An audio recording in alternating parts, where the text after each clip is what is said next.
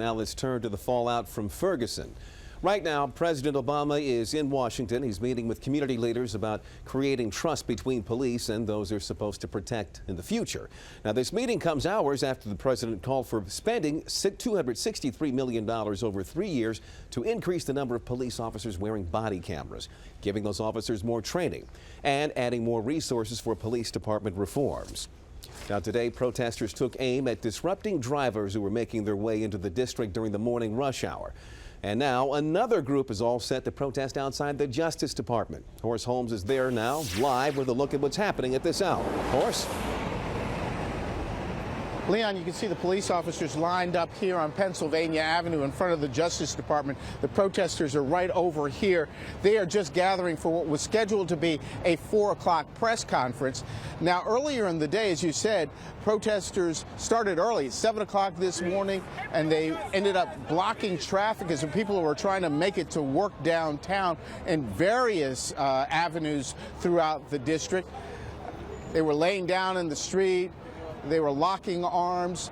A lot of motorists very upset about it, but the protesters said that this will continue. We talked with some protesters here at the Justice Department a little bit earlier today, and this is what he had to say. You're out here until we see something different, so we see some change. I don't think that this is something that we can let go easily.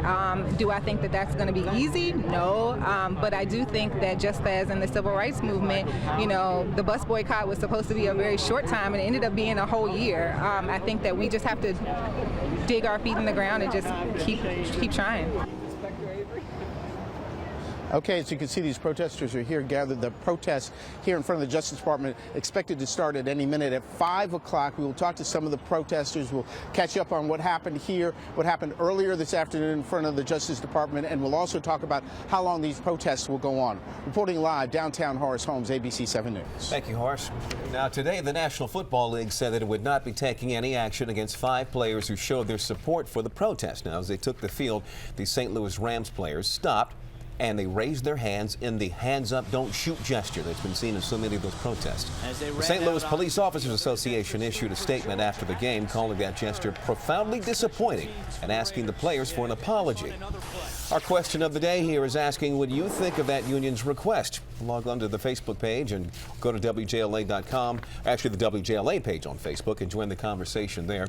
We'll share some of your thoughts a little later here in this newscast. Well, trending right now, a moment caught on camera during a Ferguson rally in Oregon. Take a look. You may have seen this picture over the weekend. It shows 12-year-old Devontae Hart hugging Officer Brett Barnum. Now, Hart was crying as he held a sign offering free hugs. Officer Barnum says Hart told him he was crying because he was concerned about the level of police brutality against young black kids. That is when the officer asked if he could have one of those hugs. It solidifies what most all of us do this work for, this job for, is just to create goodwill and to help mankind, help our fellow citizens in the community, and that's what police work is all about. And to know that I was able to help Devontae face some extraordinary fears that he has as a young man, you know, it's really humbling to me as an individual, and it makes me feel good about the work I do. Officer Barnum says he has 2 sons of his own and broke the ice by talking about travel and summer vacations. He says he had no idea anyone with a camera was nearby, and he's surprised the picture has been shared online as much as it has. Hopefully one day we'll see pictures like that in every corner of the country. Yeah, every time zone, every corner of the country.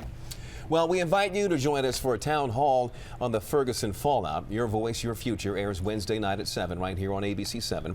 I'll be hosting a panel of 5 experts and community leaders having a discussion about this issue and where we go from here. You can also watch it streamed live at WJLA.com. Autria.